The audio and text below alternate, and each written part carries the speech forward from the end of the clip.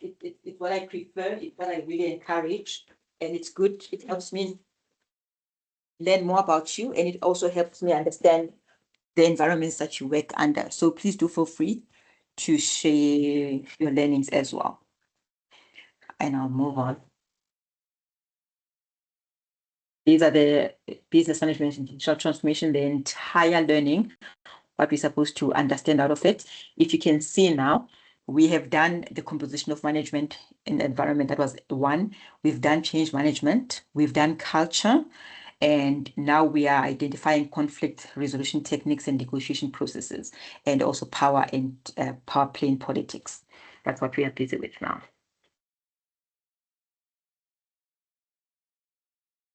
We'll focus on describing the different organizational sources of power and explaining the relationship between power and interest.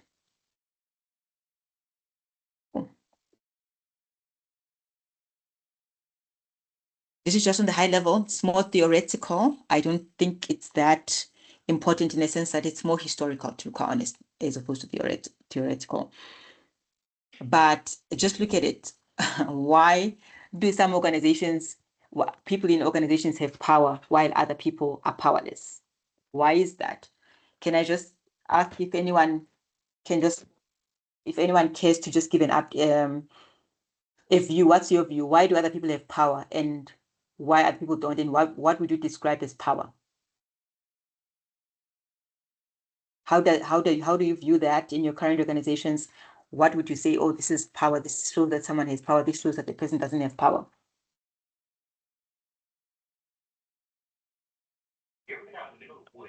Maybe authority. Different tiers of authority have different levels of power in an organization. Perfect. So I like the way that you are saying it, to be quite honest. You're not saying it even the way that I would think about it. You are saying it the professional way. You are saying it the right way. You are saying it's about delegation. It's about the influence and the authority a person is being given based on where they are. That's a fair one. That's actually more professional. Anyone else?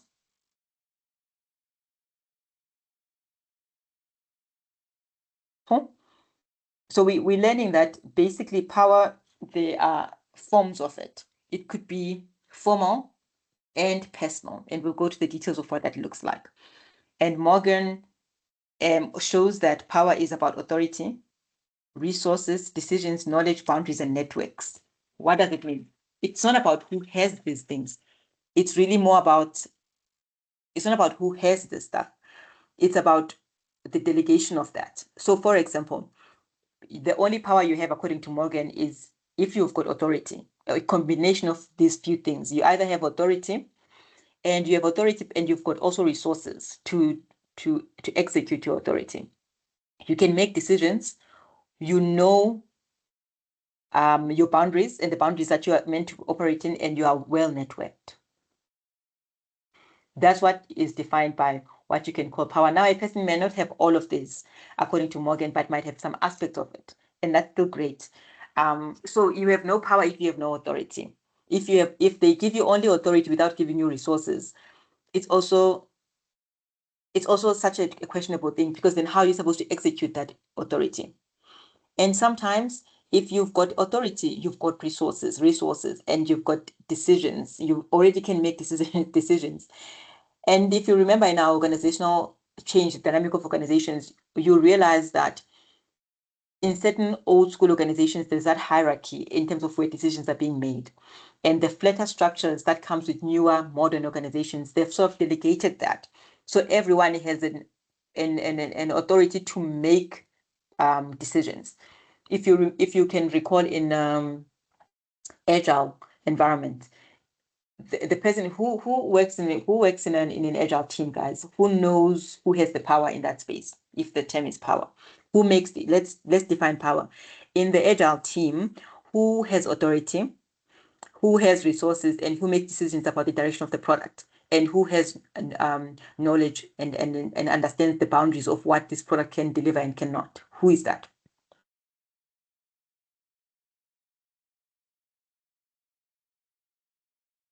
I would say it's a product manager. A product manager takes full ownership of the squad that they are in. They have the authority. They decide what gets into the backlog and what's prioritized. That's called authority, right? They have resources, meaning they have a UX person, and they have a product owner, and they have a dev team, and even an architect. So they've got the right resources and even money to execute, a budget to execute the requirements, and they can make decisions. A product owner can say, this product will not behave a certain way. That's not the market that we're going after. And they know what they're talking about, isn't it? And they've got boundaries of what will not happen, and they are hopefully well networked. That one is not always the case. So keep that in mind. I am just trying to not talk about these things generally in generic organizations, but to bring them the view of them in how digital organizations in an agile environment are demonstrating this power, right? Yes, power is multidimensional. It's shaped by formal structures and personal attributes and socio-political dynamics. That's okay. So if we were to define power in an organization, it is central to organization's life. It's around how the organization drives influence, and how control is given or taken away, and also the interest, right? And Morgan says it's a medium through which conflicts interests are resolved. Who gets what, when, and how. There's something that's called the DOA. Does anyone know what a DOA is? So in an organization, when you work and you start off, there's something that they developed that's called delegation of authority. Everyone knows what a general manager, make an example, has power to do. So the general manager, for example, they can say you can sign up to 1 million in terms of the money that can be spent, but a CEO above that can sign up to like 10 million. That decision of who gets what, when, and how, that is an outcome of delegated authority. And sometimes it's so subtle and so defined in organizations that no one always goes and opens the book, because everyone knows how much bandwidth they have based on what has been defined already. And so the reason I'm saying this and bringing it up this way is because it is important in your organizations, in the places that you work in, that you define in your own teams. It's important you define the dynamics of power. If you are a manager and you've got team leaders, that delegation of knowing what can team leaders do, if they need to approve anything, how far can they go, and what is a customer facing person, what power do they have, can they agree up to certain discounts? That's called delegation of authority as well. And there are two phases of power: the negative phase, which is where we fall short as human beings, where we use power as a need to dominate other people, to really pursue our own goals. You've seen this in our organizations where we build empires where it's about me, what I want, and what I want to achieve. It's not about the team, and that's a challenge. Where we use, as managers, we use power to manipulate people or to assert our authority and to forcefully drive certain outcomes. So you can use, it's the same power that you use for negative that you can use for all the positive outcomes, where you are actually more concerned about your team and you want to empower others to succeed in your team. And you are the one who's driving and recognizing your people's needs before themselves. And you align their individual needs to the organization's achievement. How will you do that? You can only do that if you understand each and everyone in your team dynamics, who they are, what's important for them, and what drives them. Sometimes if you are in an organization and you're trying to motivate someone else with finances, that's not what they want. That's not what they're going after. It's not important for them. So you need to know your teams so much. So if you look at this, the personal power, if you look at McClelland's distinction, ego-driven, protecting self-interest, all about the person, and may undermine a collective purpose. They are always about themselves, how they look, how things make them look good. They will easily take credit for other people's work. And the social power is group-centered, enabling goal achievement, motivate, empowers the collective effort. It's about the group, it's about the team. Everyone talks about, oh, we're a team, but most people in the team, sometimes the interests, they are self-serving. It's all about what each person wants. Cool. I'm not going to go to that level of detail. So let's look at the power in terms of what we said. It's two ways. It can be personal, and it can be also demonstrated in the power related to the position, which makes it more formal. So we have got few things that we're looking at, like legitimate, coercive, reward, expect, and referent. And if we look at it, the legitimate power is on the side of a professional. And it's derived from I'm a general manager or someone being a CEO. That by default comes with being there. They have a right to agree. Here's an example. If you are in sales, I'm not sure if any of you are in sales, and sometimes we're signing contracts. As we are signing contracts in sales, there is what other organizations call liability. And sometimes as you are in your contracts, you maybe take this much liability and you can't offer anymore. So a person comes to you, your sales facing person, and they say, I'm about to sign this big deal, but my client wants the liability increased to this much in amount. If I may ask, who has the power in your understanding to make that call? I'm a general manager of sales and I am busy. Someone in my team is trying to get a big deal and they're negotiating on liability insurance. Who has the power to make that call?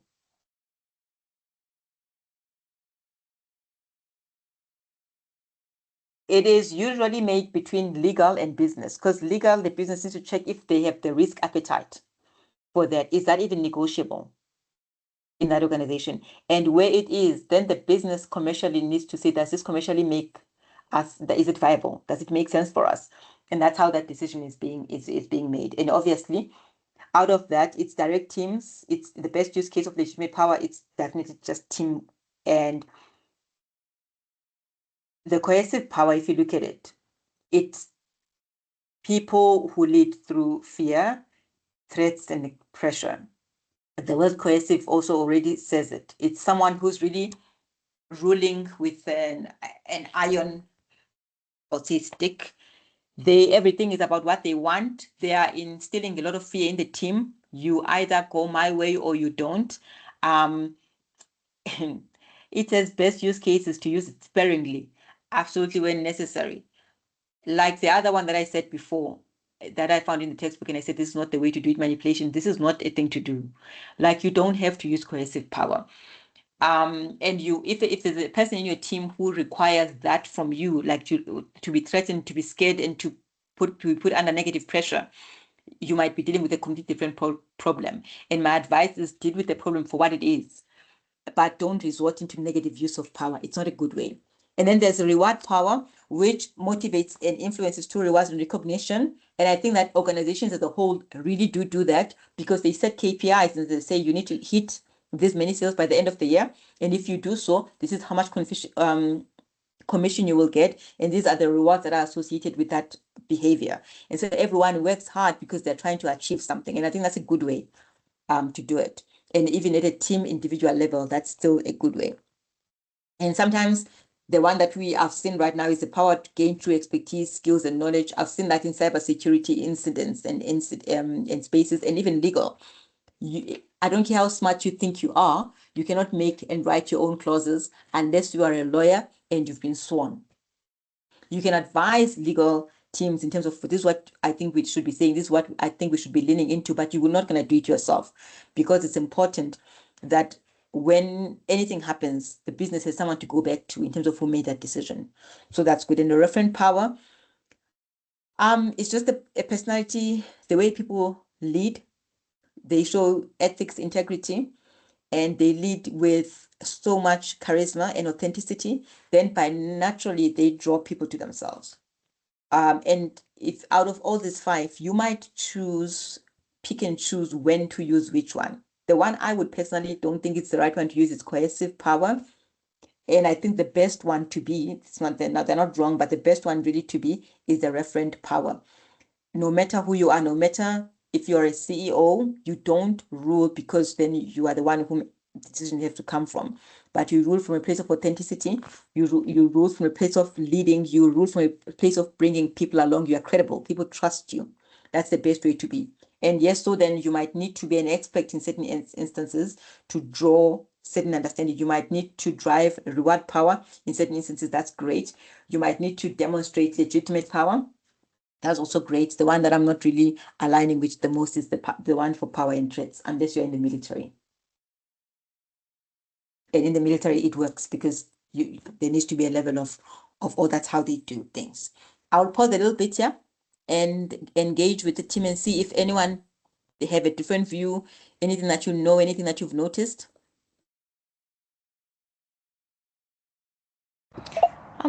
I just wanted to ask or I think more confirm something. So I was just thinking about that example that you gave with the GM and sales and that whole scenario. So if I'm assuming that that would then be dependent on the extent of the DOA within that organization, what they would do and who they escalate that to, right? Yes. Okay. So then when it comes to the different types of like power that you were just showing now, would the general manager in that situation be considered as having legitimate power, or would it be more the legal people that have that power? So usually, and that's where sometimes in organization people miss it up, because you can go into an organization and you are in investments and someone in compliance tells you, I'm making an example, say, no, we cannot accept this. It's illegal. We don't know what this person, where this person's address is. I'm making an example. The truth of the matter is that while legal might give a view Yeah. on who on what needs to happen. Sorry, I'm muting you so that there's a bit of background for me. So while legal might have a view on what needs to happen, in the only thing that I advise people always is to check with legal is what is the legal stand, meaning what is legal and what is illegal in what we are doing. Because then if it's not legal or illegal, what is the business risk? And then they say, no, you're exposing the business to reputational risk, you are exposing us to litigation, and then they share those details with the business leader, and a business leader then needs to make a call based on the business decisions. In terms of, okay, so then we agree with this, we will make the call. We have all the information that we have from you, legal. This is how we're making the call. Because it's a sales call, it's a business decision, we'll take the risk. You can either adopt the risk or not. I hope that answers your question. Yes, it does. It makes sense. So the GM then would have the legitimate power, and then the legal people would have the knowledge, so like more the The expert power. knowledge power, yes, Okay. the expert power. Let me actually even go back. So in this case, the legitimate power GM needs to make the call, but Yeah. what they can't make the call by themselves, right? Then they need to speak to an expert, and the expert gives them the view, and then they end up making that call based on what they got back from the expert. And in all of that, while they make that, obviously GM is not using the coercive power with legal, and legal is not using the coercive power with GM. They're actually hopefully both operating in a referent power to say, hey, how can we move our organization forward? And what's best? No one is really doing power politics to show who's who in the zoo. It's partnership. Okay. That makes sense. Thank you. Yeah. And I think on number 3, we all benefit from number 3, because that's what our organizations use. It's a positive outcome. It's not manipulation at all. The coercive power, I really don't understand. I guess it is what it is. It's the power that's there. So they have to define it. But it's more, I think it's something that will be used in the military. For me, I can't imagine in an organization working, that would be toxic. What do you guys think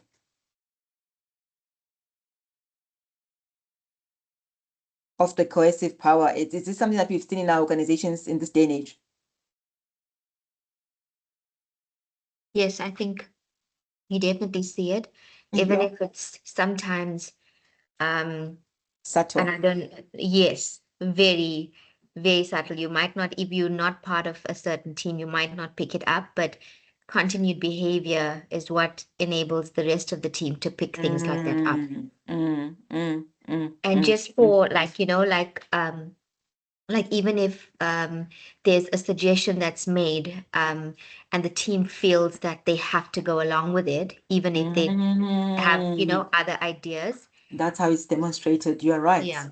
You're Yeah. right. You're right. And here's another example. Let's say you're working in a startup, and every time the CEO of the startup says, you know what, this is a startup. We grind here. We work so hard, and if you're not cut out for this, some people will not be cut out for this, and it's okay, guys. You can always move on to the next team. But here, this is what we do. What do you think they are using?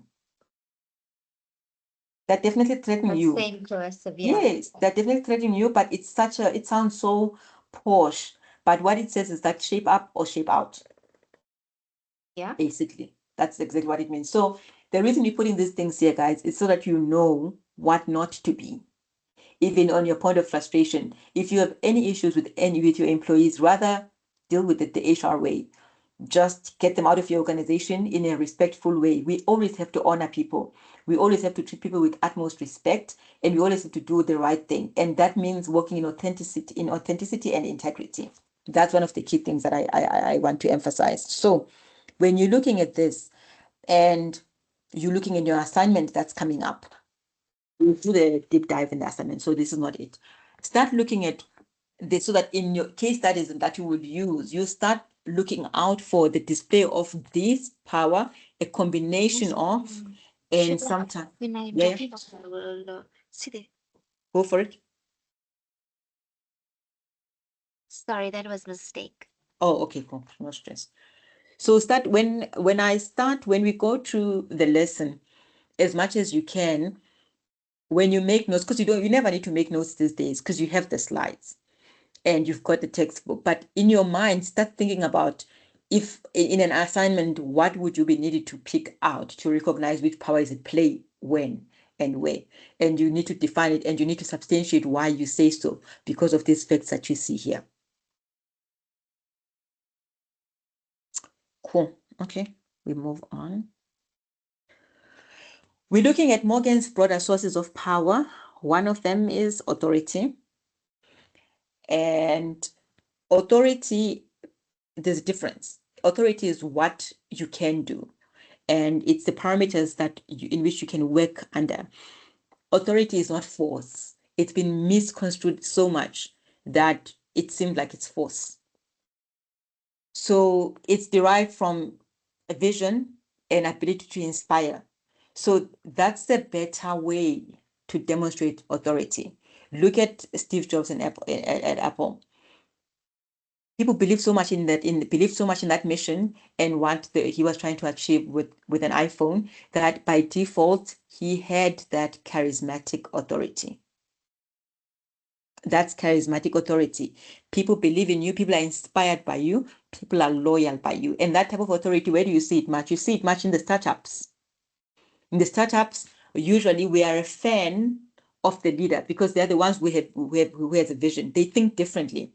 They can see things that we don't see, and they're spearheading and doing things that could never be done, or at least as we thought. And so then they are employing a charismatic type of authority. It's easier to follow them. It's easier to be inspired by them. It's easier to want to be like them. Jeff Bezos, you can see that in that. They're doing something that has never been done, but they're also very strict about what they are going to deliver. And sometimes they are using the power that comes from the expert power. They know what they're talking about. They have got skills and they've got knowledge. So you can trust them. What they're saying is credible. So then by virtue of that, they effect the charismatic authority. And the other one is traditional authority. It is where it is. It is what it is. We all know how to deal with it. For example, in the government space, I'm not always picking up on government.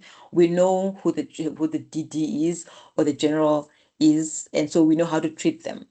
And so then we give them, it's by tradition, this is what happens. In the villages, we've got things that we call, people that we call chiefs, kings, and osbonda, if you are Zulu or Xhosa. So that's just the way it is. It's in churches, we've got pastors, then they're the leaders. That's just the traditional authority. So if you choose an organization that you're working with and you have a look, if it's a startup, they will mostly lean towards charismatic authority. If they are an NPO church or a government institution, they will lean towards traditional authority. And rational legal authority obviously is based on rules, exactly what we just said, the DOA. So I have authority because it's been delegated to me. And I take my part of the delegation and I give something. So, for example, if I'm a general manager and they say I can spend up to 100 million in my budget, that's what I have. I can budget for that much. And then I decide, okay, fine, I can take 100 million and then I'll delegate 10 million to my senior managers. They can also have their own projects that they're driving. That's still fine. It's under rational legal authority. It's based on judgment, and the flow of authority in an organization. So authority is fine as long as it's legitimate, as long as everyone understands, as long as everyone agrees that's the way it should go. It goes away immediately the moment the person doesn't feel like it should be happening. Like, why should you be the one who decides what happens in this group type of a thing? That becomes different. Cool. Another one of Morgan's broader sources of power is control of resources. We just spoke about authority. And when you look at resources, it's control of financial resources, human resources, who hires and who fires, and information. Information, we all know this, is governed by not a person. The control of resources is really not a personal thing. You're not given authority to say, hey, please govern budgets. Hey, please govern proprietary data. It will come from authority. It will come from, if you look at power, it will come from expert power. No matter how much power you have to lead financial resources, I'm making an example. If you are not a chartered accountant or you're not in finance in accounting, it doesn't make sense. So the control of resources, I would even say, it's dependent on the knowledge and the skills and the knowledge that a person possesses. For example, information resources, we know that in information resources, it's going to be completely different. If we are talking about POPI and GDPR, we need either a data privacy lawyer or a person who's qualified as a chief risk officer. I'm making an example. So we know that. So this one is really based on the skills that people possess. You just don't land on it because you are given the power. The other one is based on organizational structure. We understand how our organizations work. Sometimes the model of command is centralized or decentralized. Let me give you an example. If you have a group entity means that the head office, and it's operating in multiple locations, either markets or provinces. Usually, let's go for markets, right? You could say everything will be driven from group. We will allocate budgets from you at group. We will tell you what projects to drive in your market at group. We will give you what resources you will need at group. So it's power, everything, even who you on board to build will be decided by group. What's the disadvantage of something like that? Or advantage? What do you guys think? So speaking from my organization, it possibly could there could be an oversight in terms of specialization in each of those markets that the group might not be able to cater for. Yeah. And you don't know what you don't Yeah. know. And what you know in the Yeah. group space is theoretical. Yeah, very true. It's based on theory. You think that's what it says, but people know the nuances of their market, and you are delaying everyone because now you are the bottleneck. Everyone needs to come through you to Yes. get what they need to get to. So true. Yeah. So the best way to do it in the group environment that I've seen do it, even in our organization, is a decentralized. Opcos do their own budget, markets do their own budgets, they hire their own sources, there's guidance. There's certain ways, okay, fine, we will not do this. This is the standard then if a product has to go out.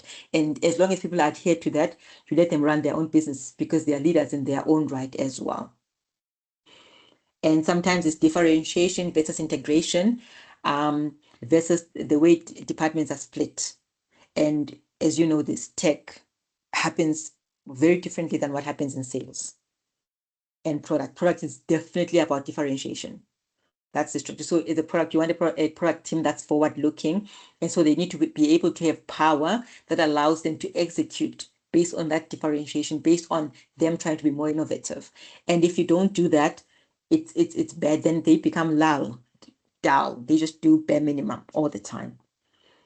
And sometimes obviously by departments,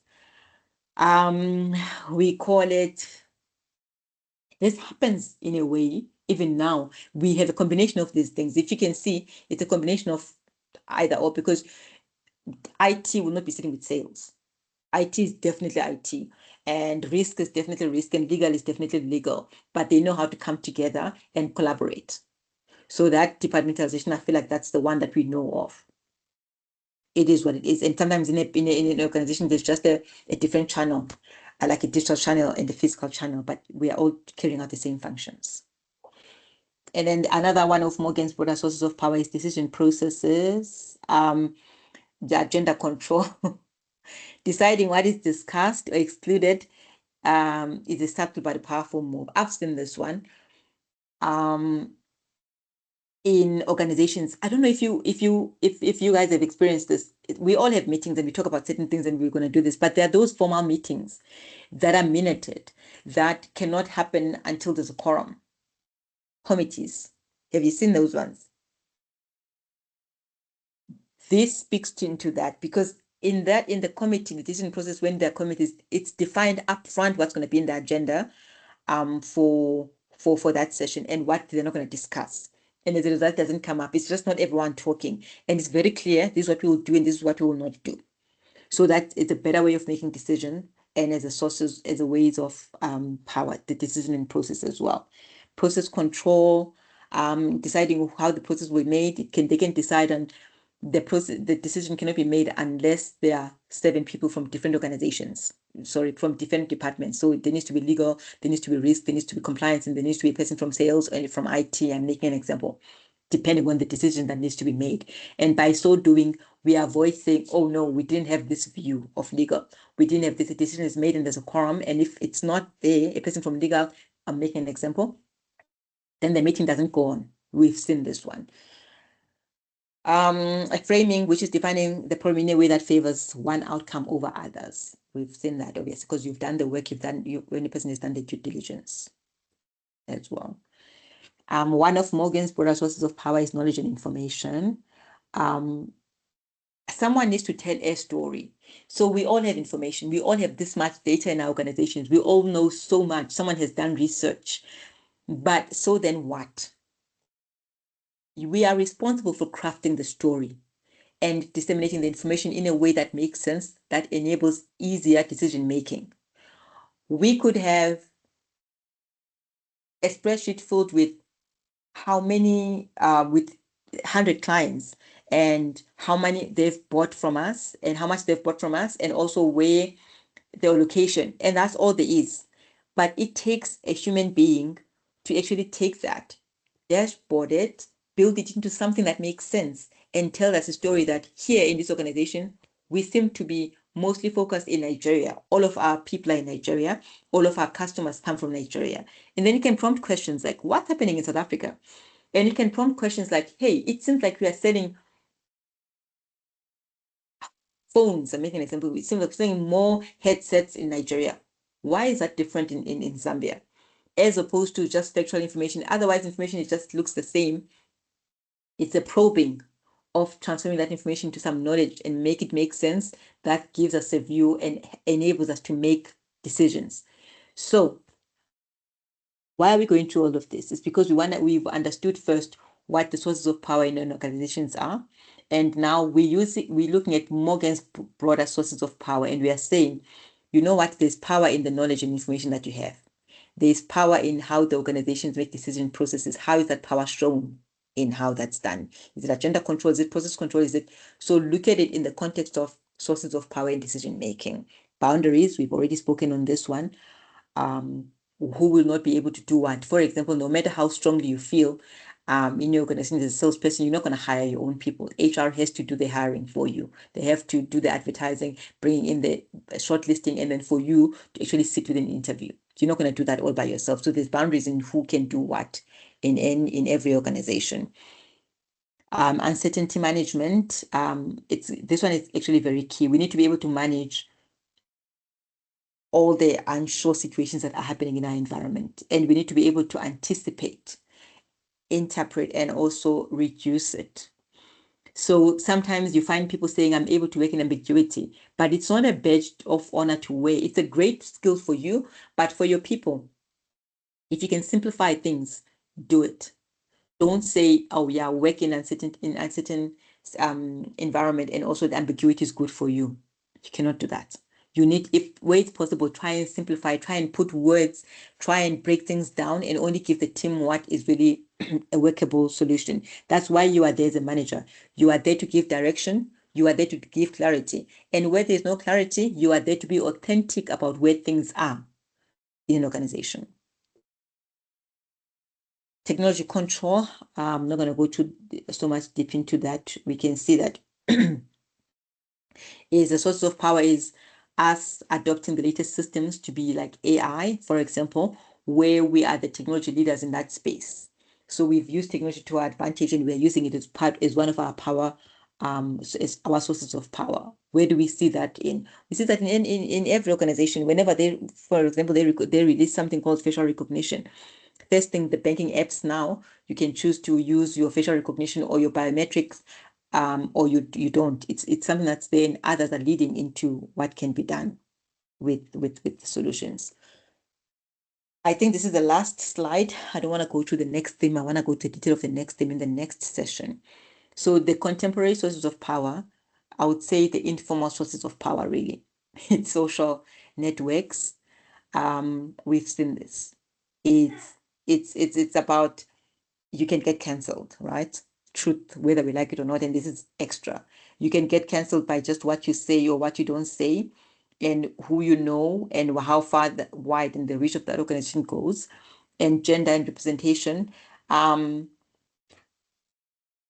Look at organizations where it's certain people of a certain gender and certain color that are making it all the time, and that's just the way it is. There's power in that, in how they come together. You know, they're using that power, and they're holding it, and they're expanding on it. Even though it's not really, as a way of being, it's not really collaborative, and it's not really transformational, but it's another way. I know there's deep structures, like people who understand the rules of the game. We've seen that you need to, and there are, in fact, I once worked for an organization where one thing they said was that, listen, there's going to be politics everywhere you go, and you cannot ignore it. And as a grad of the person who's starting off, it's good to understand the rules of the game. That's what they used to call it. You need to understand the rules of the game and play the game as well. That's the only way you win here. And they used to wear that as a badge of honor. And I was like, man, that's toxic. It's just a matter of, you have to buy in their way. You need to assimilate. There's so much power in diversity, in people who are not doing things the same, in people who don't look the same, in people who don't feel. You've seen this. I'm always going to come back to startups. Remember that story I told you about of a company I worked for, where a guy walked in and bashed things. Imagine that guy saying, to be here, you need to be doing this, you need to be cutthroat, you need to you do all these things, climb over each other, you need to show your worth, you need to show your value. That's, if you continue doing that way, it becomes the way that organization, it becomes the structure of the organization, it becomes the source of how people understand that this is what you do, this is how to get ahead, and it becomes either you are in or you are out. If you're out, you're out of the pack. If you are in, it means you're winning. And that man doesn't sound like a good thing at all. Doesn't sound like a good idea in any way. So while we need to understand power, that in organizations that we find ourselves in, it's important that you create the right culture in your own departments, in your own organization, and be mindful of things like diversity and what drives your people. And also the most important part is delegation of authority. Not everything decision has to be made by a manager. Control is not the way of power. Control is not the way of power. If you want to experience more power, it's actually to let go of control within rights, obviously, because you're still responsible for the outcomes that are happening in your department. Cool. So for next week, we'll explain the relationship between power and interest. And it's few slides. I really don't want to go into it now, because then I will rush it, and we only have like 10 minutes to go. So I'll pause here and check if we've got any questions. Does anyone have anything? Earlier, if you joined a bit late, I was asking if anyone has submitted the assignment. Is there any support that's needed?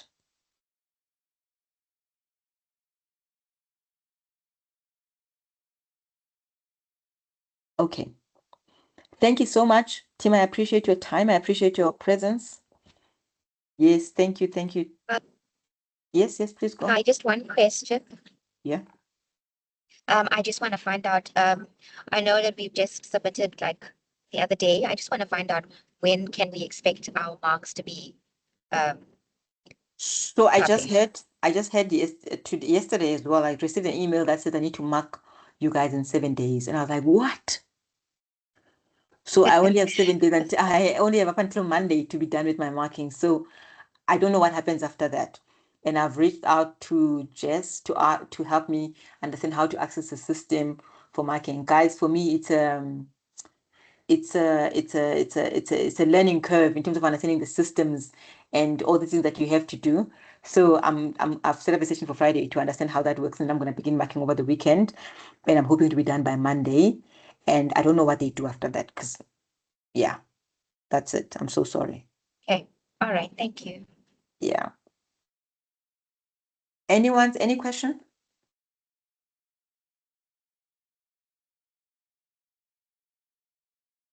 Cool. Just looking at the charts, Task is saying most people have power in organization because they're positioned at intersections where authority. Oh yeah, yeah.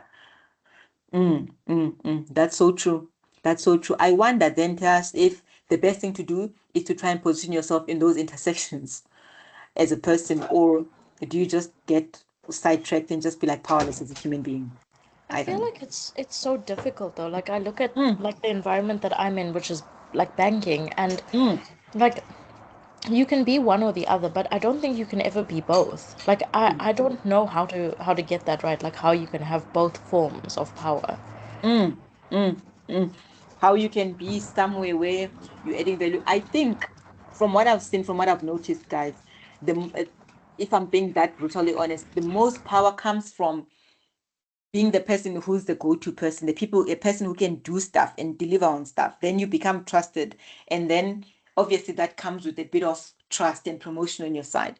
And you are put in a position where you have a little bit of authority, you have the right resources. Otherwise, like it's hard to see power for what it is. And sometimes we've made power to be so negative, to say, you know what, power hungry, power negative, building silos. But power is just really about skills, growth, and being in a position to deliver on certain things.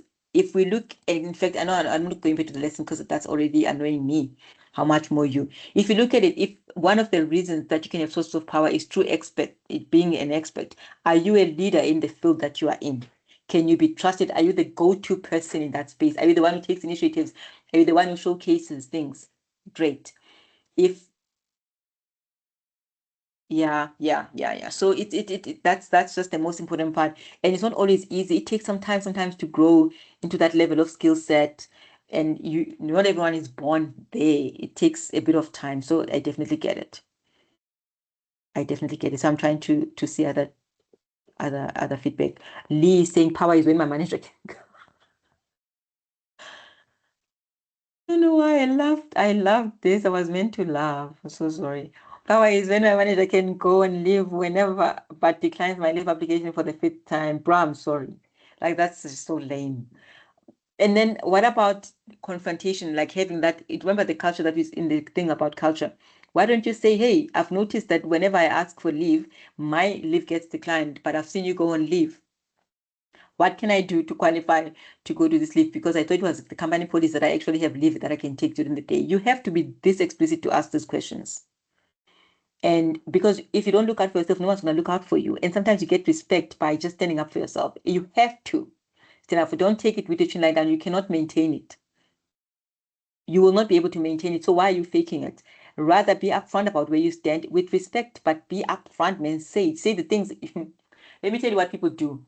People rely on you not confronting them. People rely on you not coming after them. And then they're like, okay, good, we know she's not going to say anything or he's not going to say anything. And they can bank on that.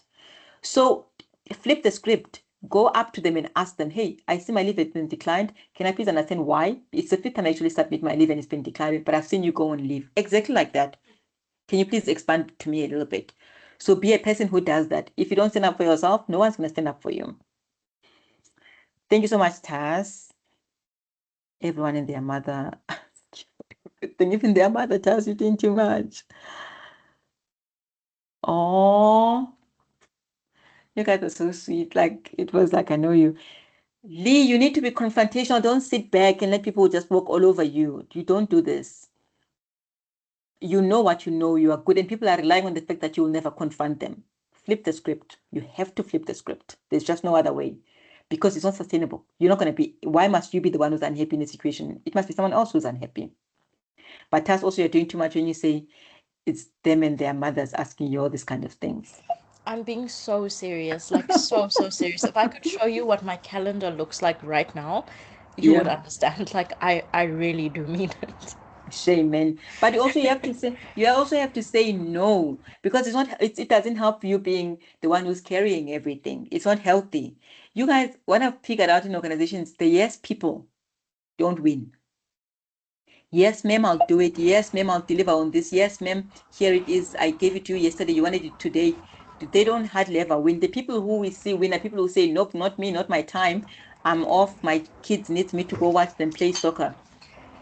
That's what makes you sometimes the people that people feel like they can do business with. Believe Yeah, it or not. like I think it's just difficult, especially when you are at a like in a consulting position where you're at a client, Oh because yeah, now yeah, like yeah. you are at your client's beck and call. Like no matter what they ask, when they ask, like you have to do Oh, it. yes, yes, So yes, yes. yeah. And it's more about the client. Okay, to be honest, maybe respectfully setting up boundaries with your clients as well. Yeah. They know that you will do anything for them. You go over and above at certain times, but sometimes it's a no day for us. Yeah, like You maybe need to don't chill. send me a message at 8 o'clock at night, you know? No, also don't reply on it. Don't reply on Yeah. it. Wait until tomorrow, and maybe you can say, "Hey, chat tomorrow." Already Yeah, that sets the tone. definitely. Yeah. I'm gonna try this for the next like coming weeks. I'll let you know how it Let's goes. just try. Yeah, it's a personal growth thing, and I'm the culprit of it all, believe it or not. And I'm also working on these things with my coach, because I'm like, girl, you need to be able to say, no, it's not Yeah. happening, not for me. Yeah. I'm gonna try it. In like 2 weeks I'll update you. Yeah, yeah, yeah, yeah. But no, Lee, you can't depend on pestering Tash. You need to stand up for yourself and say no, bruh. Okay, you guys, enjoy your time. Have a great evening. See you next week. I really Thank enjoyed this you. class. Thank you. Thank Goodbye. you. Bye. Bye. Thank you so Bye. much. Thank you, guys. Thank you. Bye.